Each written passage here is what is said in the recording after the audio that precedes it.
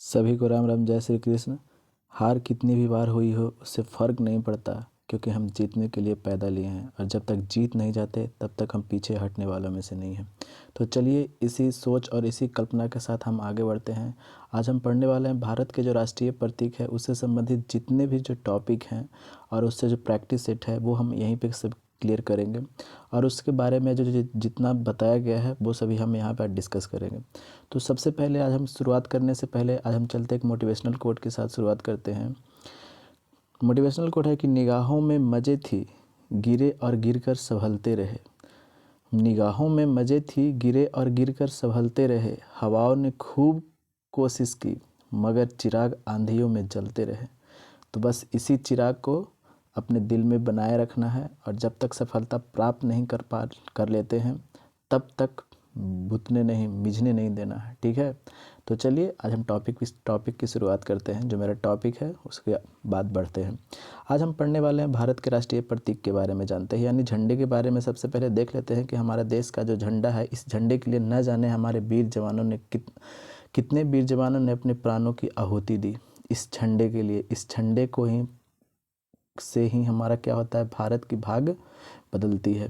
तो चलिए आज इस झंडे के बारे में देखिए। ये कोई झंडा आम बात नहीं है, ये इनके लिए ही हमारे न जाने कितने लोग हैं जो कई पीड़ा सहे हैं। तो चलिए आज इस झंडे के बारे में देखते हैं। इस झंडे के बारे में देखने तो सबसे पहले आप बताइएगा, बताने से पहले बता देते हैं कि ये वाले जो क्षेत्र है इसको ये लंबाई है और ये चौड़ाई है।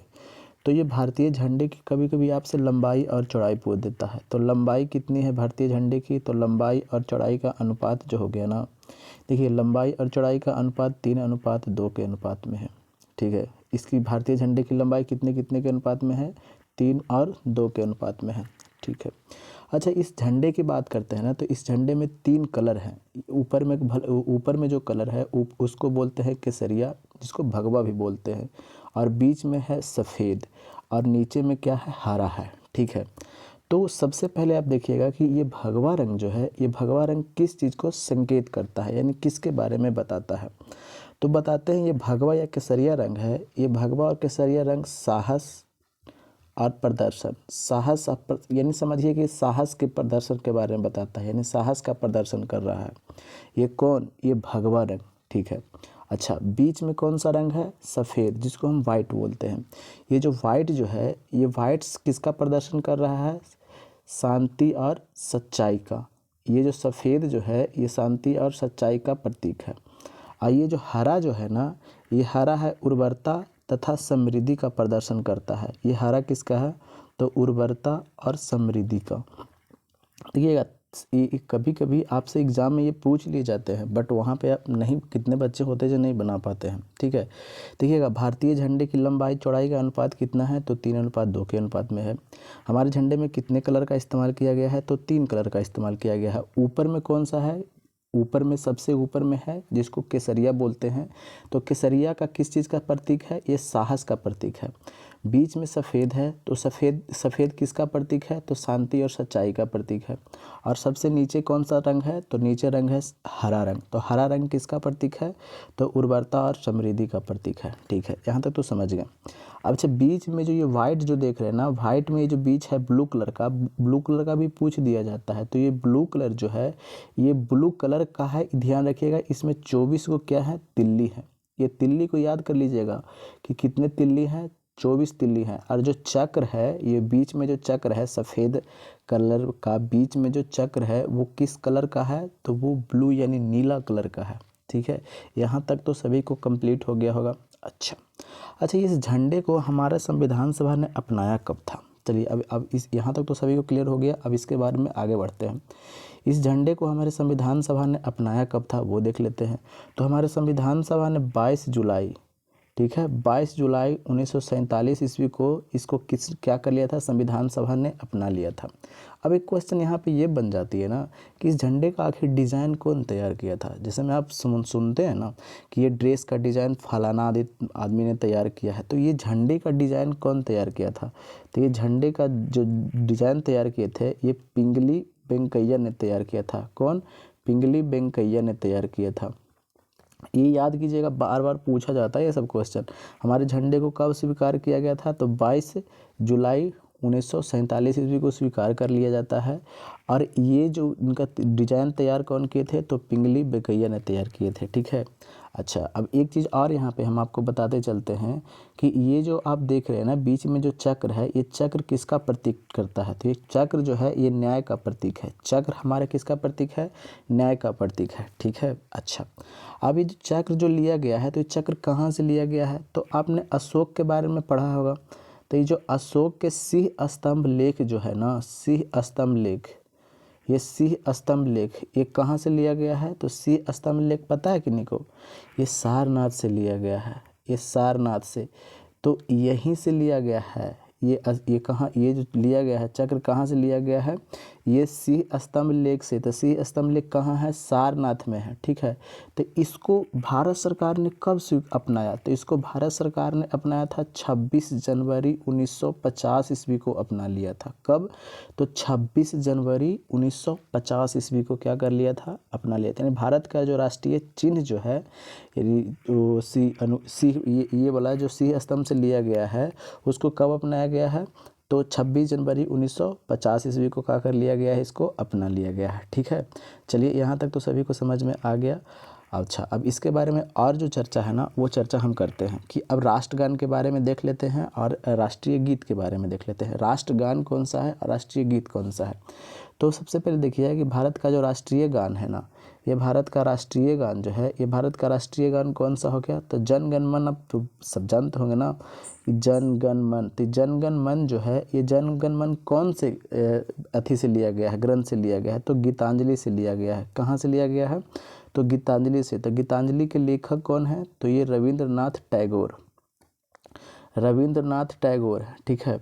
तो ये जन गण मन जो है, ये कितने सेकंड में गाया जाता है? तो ये 52 सेकंड में क्या किया जाता है? गाया जाता है। अच्छा, ये तो बात तो हमें कंप्लीट हो गया कि राष्ट्रीय गान कौन सा है? तो जन गण मन है। ये कहाँ से लिया गया है? तो गीतांजलि से लिया गया है। गीतांजलि के लेखक कौन थे? तो रविंद्रनाथ टैगोर थे। कितने सेकेंड में गाया जाता है? तो 52 सेकेंड में गाया जाता है। तो इसको भारत सरकार ने अपनाया कब? तो इसको भारत सरकार ने अपनाया था जो संविधान सभा का जो अंतिम बैठक हुई थी ना, 24 जनवरी 1950 ईस्वी को, उस दिन इसको क्या कर लिया जाता है? अपना लिया जाता है। ठीक है। अच्छा, अब एक और बात आ जाती है ना कि भारत के राष्ट्रीय गान तो पढ़ लिया हमने, अब आ जाती है कि भारत के राष्ट्रीय गीत के बारे में देख लेते हैं। तो ये भारत की राष्ट्रीय गीत है कौन सा है? तो भारत का राष्ट्रीय गीत है वंदे मातरम। कौन सा है? तो वंदे मातरम। तो ये वंदे मातरम कहाँ से लिया गया है? तो आपने पढ़ा होगा ना, ये आनंद मठ, आनंद मठ। तो ये आनंद मठ से लिया गया है। तो ये आनंद मठ के लेखक कौन है?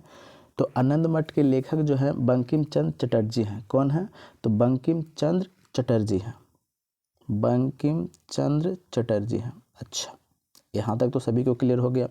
अब एक बात और बताते हम चलते हैं कि ये सबसे पहले वंदे मातरम कब, कांग्रेस का जो अधिवेशन होती है ना 1896 में जो कांग्रेस का अधिवेशन होती है, कहाँ में होती है? कलकत्ता में। ये सबसे पहली बार कहाँ गाया गया था? ये सबसे पहली बार 1896 ईस्वी में कलकत्ता का अधिवेशन होता है, कांग्रेस का अधिवेशन कलकत्ता में होता है। वहीं पे सबसे पहले वंदे मातरम को गाया जाता है। ठीक है। तो ये भी पूछ दिए जाते हैं ना कि उस समय कांग्रेस का जो अध्यक्षता कर रहे थे वो कौन कर रहे थे? तो उस टाइम कांग्रेस का अध्यक्षता कर रहे थे जो बताइएगा।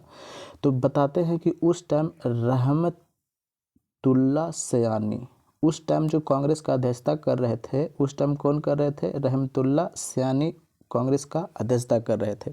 अच्छा, एक बात तो यहाँ तो क्लियर हो गया कि वंदे मातरम को 1896 का अधिवेशन हुआ था कहाँ? कोलकाता में, जिसकी अध्यक्षता रहमतुल्ला सयानी ने किया था। ठीक है।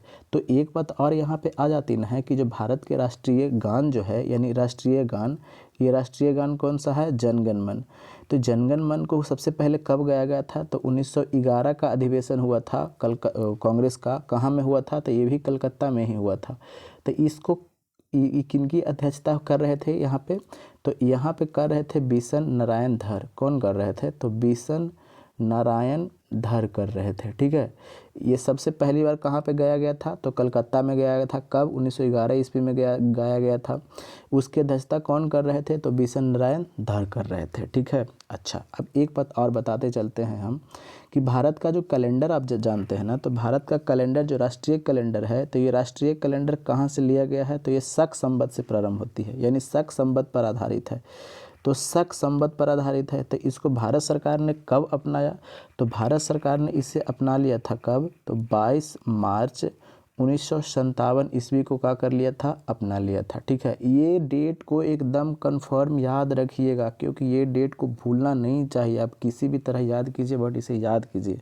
ठीक है, तो जो भारत का जो राष्ट्रीय कैलेंडर है ये कब अपनाया गया था? तो 22 मार्च 1957 ईस्वी को क्या कर लिया गया था? अपना लिया गया था। ठीक है, अच्छी बात है, यहाँ तक तो सभी को क्लियर हो गया होगा।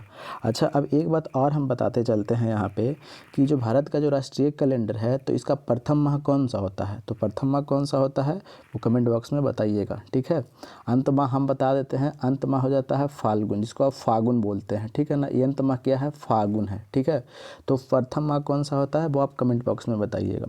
अच्छा, अब एक बात और यहाँ पे बताते हम चलते हैं कि भारत का जो राष्ट्रीय चिन्ह के बारे में हमने देख लिया। अच्छा, भारत का जो पशु है, राष्ट्रीय पशु है, वो कौन है? राष्ट्रीय पक्षी है, वो कौन सा है? ठीक है, तो भारत की राष्ट्रीय पक्षी के बारे में जानते हैं। तो भारत का राष्ट्रीय पक्षी कौन सा है? तो ये मोर है। कभी कभी इसके वैज्ञानिक नाम भी पूछ दिए जाते हैं, तो इसके वैज्ञानिक नाम क्या है? तो इसके वैज्ञानिक नाम है पावो क्रिस्टेसस। पावो क्रिस्टेटस, पावो क्रिस्टेटस है। ठीक है, ये किसका नाम है? तो ये मोर का वैज्ञानिक नाम है। चलिए, यहाँ तक तो सभी को क्लियर हो गया होगा। हमें उम्मीद है कि आप सभी को यहाँ तक पूरी तरह से समझ में आ गया होगा। ठीक है, तो चलते हैं हम अगले चीज़ पे। तो अगला चीज़ क्या कहता है कि भारत का जो राष्ट्रीय पशु है, तो भारत का राष्ट्रीय पशु कौन सा है? तो आप बताइएगा, सभी को पता होना चाहिए कि भारत का राष्ट्रीय पशु क्या है। तो भारत का राष्ट्रीय पशु जो है, ये राष्ट्रीय पशु कौन सा है? ये राष्ट्रीय पशु बाघ है। तो ये बाघ का वैज्ञानिक नाम तो भी पता पूछा तो जा सकता है ना। तो बाघ का क्या है वैज्ञानिक नाम वो बताइएगा। तो बाघ का वैज्ञानिक नाम है पैंथेरा टाइग्रिस। क्या है? तो पैंथेरा टाइग्रिस नाम है किसका? ये बाघ का वैज्ञानिक नाम है। चलिए, ठीक है। अच्छा, अब एक बात हम और पूछ देते हैं आपसे कि भारत का जो राष्ट्रीय पुष्प है यानी फूल है, तो ये राष्ट्रीय फूल कौन सा है यानी राष्ट्रीय पुष्प कौन सा है? तो राष्ट्रीय पुष्प आप जानते हैं, कमल है। ठीक है, तो इसका वैज्ञानिक नाम क्या है? तो इसका वैज्ञानिक नाम है निलंबो, क्या? निलंबो न्यूसीफेरा। निलंबो न्यूसीफेरा, इसका क्या नाम है? वैज्ञानिक नाम निलंबो न्यूसीफेरा है। चलिए, यहाँ तक हमने सभी को बता दिया। अब हम चलते हैं क्वेश्चन प्रैक्टिस करते हैं कि मेरा जी इससे संबंधित जो क्वेश्चन है वो क्वेश्चन को हम प्रैक्टिस करते हैं, क्योंकि देखिए पढ़ने के लिए तो लड़कन तो पढ़ लेते हैं, बट क्या होता है ना कि क्वेश्चन प्रैक्टिस नहीं करते हैं और वो भूल जाते हैं और एग्ज़ाम में गलत कर देते हैं, और वही 1 नंबर 2 नंबर से कहते हैं कि हमारा सिलेक्शन नहीं होता है, बस पीछे रह जाते हैं। बस यही होगा, ठीक है ना, क्योंकि वही 1 से 2 नंबर जो होती है ना आपको सिलेक्शन को तय करता है। ठीक है, तो चलिए अब हम क्वेश्चन पे चलते हैं। मेरा क्वेश्चन प्रैक्टिस करते हैं, इससे संबंधित जितने हमने टॉपिक पढ़ा, क्यों क्वेश्चन देखते हैं क्या क्वेश्चन हमसे बन रहा है या नहीं बन रहा है। ठीक है, तो चलिए क्वेश्चन पे देखते हैं। तो क्वेश्चन क्या कह रहा है? सबसे पहले क्वेश्चन क्या बोल रहा है जो देखिएगा, कह रहा है कि किस वर्ष जन गण मन को भारत के राष्ट्रगान के रूप में अपनाया गया था? तो किस वर्ष अपनाया गया था? अभी हमने चर्चा किया गया है कि जन गण मन, तो सबसे पहले आप बताइएगा कि जन गण मन सबसे प्रथम बार कब गाया गया था? तो 1911 ईस्वी में गाया था। इसका अधिवेशन कहाँ हुआ था? तो कलकत्ता में हुआ था। तो ये कलकत्ता का अध्यक्षता कौन कर रहे थे? तो बिशन नारायण धर कर रहे थे। कौन? बिशन नारायण धर कर रहे थे। ठीक है, तो ये इसको भारत सरकार ने कब अपनाया था? तो अभी हमने बताया था कि जो संविधान सभा की अंतिम बैठक हुई थी ना, तो 24 जनवरी 1950 ईस्वी को राष्ट्रीय गान को क्या कर लिया गया था? अपना लिया गया था। और इसी टाइम राष्ट्रीय गीत को भी अपनाया गया था। ठीक है, इसी टाइम किसे अपनाया गया था? तो राष्ट्रीय गीत को अपनाया गया था। ठीक है, चलिए, तो मेरा आंसर कौन सा हो जाएगा? आंसर ऑप्शन नंबर सी हो जाएगा, बिल्कुल सही आंसर है। ठीक है, चलिए अब अगले क्वेश्चन पे चलते हैं। अगला क्वेश्चन क्या है कि भारत का राष्ट्रगान कितने समय में गाया जाता है? इसका हम नहीं बताएंगे क्योंकि सभी को पता होना चाहिए। ठीक है, चलिए अब हम अगले क्वेश्चन पे चलते हैं। क्या है क्वेश्चन नंबर 3 क्या कहता है कि भारत शासन द्वारा राजकीय चिन्ह कब अंगीकृत किया गया, यानी राजकीय चिन्ह को कब अपनाया गया। अभी हमने पढ़ा था ना कि जो अशोक के जो शिलालेख थे, जो ये सिंह स्तंभ लेख जो है ये सारनाथ से लिए गए थे, तो उसको भारत सरकार ने कब अपनाया था। तो हमने चर्चा किया था कि इसको कन्फर्म याद रखिएगा। तब कब, 26 जनवरी 1950 ईस्वी को। कई लड़के कंफ्यूज कर जाते हैं 24 जनवरी को नहीं हुआ था, ध्यान रखिएगा, ठीक है। ये 26 जनवरी को 1950 ईस्वी को भारत का जो राष्ट्रीय चिन्ह जो है उसको अडॉप्ट कर लिया गया था। तो ऑप्शन नंबर मेरा डी बिल्कुल सही आंसर हो जाएगा, ठीक है। तो चलिए अब अगले क्वेश्चन पे, मेरा अगला क्वेश्चन क्या कर रहा है सो देखते हैं, ठीक है। कह रहा है कि भारत की संविधान सभा ने राष्ट्रीय ध्वज को सर्वप्रथम कब स्वीकार किया था। संविधान सभा, अभी हमने चर्चा किया कि 22 जुलाई 1947 को संविधान सभा ने हमारा झंडा जो था उसे क्या कर लिया था, स्वीकार कर लिया था। तो ऑप्शन नंबर मेरा ए बिल्कुल सही आंसर है, ठीक है। तो चलिए अब अगले पे चलते हैं। अगला क्वेश्चन क्या कर रहा है सो देखते हैं। कह रहा है क्या कि निम्नलिखित कथनों पर विचार कीजिए, यानी जो कथन दिए गए हैं उस सभी के बारे में विचार करना है। देखिए विचार करते हैं। बोला क्या जा रहा है कि भारत की संविधान सभा ने राष्ट्रीय ध्वज का प्रारूप 22 जुलाई 1947 को अपनाया था। तो सही बात है, 22 जुलाई 1947 को ही अपनाया था, ठीक है। किसको, राष्ट्रीय ध्वज को, यानी तिरंगा को, सही बात है। राष्ट्रीय ध्वज के बीच चक्र में 21 तिल्लियाँ हैं। क्या हमने 21 तिल्ली के बारे में बताया, नहीं। राष्ट्रीय ध्वज के बीच में कितने तिल्ली हैं, तो 24 को तिल्ली हैं, ठीक है। ये चक्र किसका प्रतीक करता है वो अब बताइएगा, क्योंकि हम अभी बता चुके हैं, ठीक है। अच्छा, इसकी चौड़ाई, इसकी लंबाई चौड़ाई का अनुपात कितना है, 3:4 हमने बताया था, जी नहीं। इसकी लंबाई चौड़ाई का अनुपात 3 अनुपात कितना है, 2 है। तो ये 2 भी गलत हो गया और 3 भी गलत हो गया। तो अब मेरा आंसर कौन सा हो जाएगा, केवल एक सही है। तो ऑप्शन नंबर मेरा बी बिल्कुल सही हो जाएगा, ठीक है। तो चलिए अब अगले क्वेश्चन पे चलते हैं। क्या कह रहा है कि भारत की संविधान सभा ने निम्नलिखित में से किस तिथि को राष्ट्रीय ध्वज को अपनाया। देखिए वही क्वेश्चन है, तो किस तिथि को अपनाया था। 22 जुलाई 1947 ईस्वी को संविधान सभा ने हमारे राष्ट्रीय ध्वज को अपना लिया था, ठीक है। अब 7 क्वेश्चन पे चलते हैं। क्वेश्चन नंबर 7 क्या कह रहा है सो देखते हैं। कहता है कि भारतीय राष्ट्रीय ध्वज के प्रारूप को किस दिन स्वीकार किया गया। भारत के राष्ट्रीय ध्वज, फिर वही क्वेश्चन है, तो किस दिन को किस दिन स्वीकार किया गया था। तो अभी हमने पढ़ा कि 22 जुलाई 1947 ईस्वी को स्वीकार कर लिया गया था। क्वेश्चन नंबर 8 देखिएगा, भारत का राष्ट्रीय पशु क्या है। तो क्या है राष्ट्रीय पशु, राष्ट्रीय पशु हमारा भारत का क्या है, तो बाघ है। इसकी वैज्ञानिक नाम क्या है, तो पैंथेरा टिग्रिस है। क्या है, तो पैंथेरा टिग्रिस, ठीक है। चलिए अब क्वेश्चन नंबर 9 पे चलते हैं। क्वेश्चन नंबर मेरा 9 क्या कर रहा है सो देख लेते हैं, ठीक है। भारत का राष्ट्रीय पुष्प कौन सा है। तो भारत का राष्ट्रीय पुष्प कौन सा है, तो अभी हमने चर्चा किया कि कौन सा है, कमल है। तो कमल का वैज्ञानिक नाम क्या है, तो निलंबो, क्या, ये फिर से लिखते हैं इसे। भारत का ये जो राष्ट्रीय पुष्प है वो क्या है, कमल है। तो इसका वैज्ञानिक नाम क्या है, तो इसका वैज्ञानिक नाम है निलंबो न्यूसीफेरा। क्या, निलंबो न्यूसीफेरा, ठीक है। चलिए अब अगले क्वेश्चन पे चलते हैं। मेरा अगला क्वेश्चन क्या है सो देखते हैं। कहता है कि भारत का राष्ट्रीय पक्षी कौन है। तो भारत का राष्ट्रीय पक्षी कौन सा है, तो भारत का राष्ट्रीय पक्षी कौन है जो बताइएगा। तो भारत का राष्ट्रीय पक्षी मोर है। तो मोर का वैज्ञानिक नाम आप कमेंट बॉक्स में बताइएगा, कि हमने स्टार्टिंग में बता चुका है। तो मोर का वैज्ञानिक नाम क्या है वो कमेंट बॉक्स में हमें बताइए, ठीक है। चलिए क्वेश्चन नंबर 11 पे चलते हैं। क्वेश्चन नंबर 11 मेरा क्या कह रहा है सो देखते हैं। क्वेश्चन नंबर 11 कह रहा है क्या कि भारतीय राष्ट्रीय ध्वज में चक्र किसका प्रतीक है। तो भारतीय राष्ट्रीय ध्वज में जो चक्र जो है ना, ये न्याय का प्रतीक है। हमने बताया है, अभी बताया है कि किसका प्रतीक है, तो ये न्याय का प्रतीक है। तो इस चक्र में कितने गो तिल्ली हैं, तो 24 गो तिल्ली हैं। तो ये कहाँ से लिया गया है, तो ये अशोक के ये सारनाथ से सिंह स्तंभ से लिया गया है, ठीक है। चलिए अब क्वेश्चन नंबर 12 पे चलते हैं। कह रहा है कि भारत के राष्ट्रीय ध्वज में आरो, यानी ये तिल्ली की बात कर रहा है। आरो जो ऐसे ऐसे है ना, ऐसे ऐसे ऐसे, इसके बारे में बात कर रहा है। तो ये कितने गो हैं, तो ये 24 ठो हैं, ठीक है। चलिए अब क्वेश्चन नंबर 13 पे चलते हैं। क्या कह रहा है कि राष्ट्रीय पंचांग के संबंध में कौन से कथन सही है। तो राष्ट्रीय पंचांग के बारे में, जो हमारा कैलेंडर है उसके बारे में पूछा जा रहा है। तो देखिएगा, आगे बढ़ते हैं। इसमें क्या कह रहा है सो क्या बोल रहा है ना कि भारतीय राष्ट्रीय पंचांग विक्रम संवत पर आधारित है। नहीं नहीं नहीं नहीं, विक्रम संवत तो हमने बताया नहीं है, हमने क्या बताया था, शक संवत पर आधारित है। किस पर है, शक संवत पर है।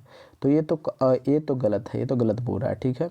राष्ट्रीय पंचांग को 26 जनवरी 1950 को अपनाया गया। क्या हमने 26 जनवरी बताया था, नहीं, 22 मार्च 1900 कब 57 ईस्वी को क्या कर लिया गया था, अपनाया गया था। तो सही पूछा जा रहा है, तो क्या ना पहला सही है ना दूसरा सही है, तो ऑप्शन नंबर मेरा डी बिल्कुल सही आंसर हो जाएगा, ठीक है। चलिए अब अगले क्वेश्चन पे, अगला क्वेश्चन नहीं है, यहीं तक है था।